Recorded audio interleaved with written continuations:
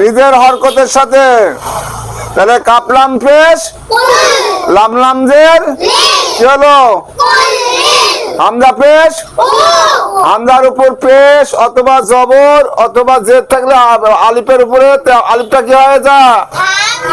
তাহলে হামজা পেশ মিমুয়া পেশ মিমের বামে পেশের বামে ওয়া সাকিন কিসের হরম? তাহলে মিমুয়া পেশ রজের কি হলো? ফাইয়াজের কাপলাম পেশ কি হলো? লামলামজের কি হলো? হামজা পেশ কি হলো? মিমুয়া পেশ কি হলো? রজের কি হলো?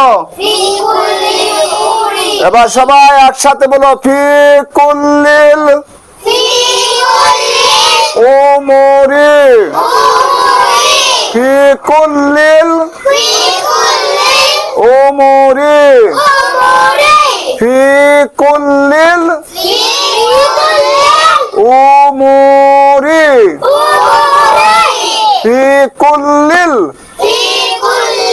উমুরি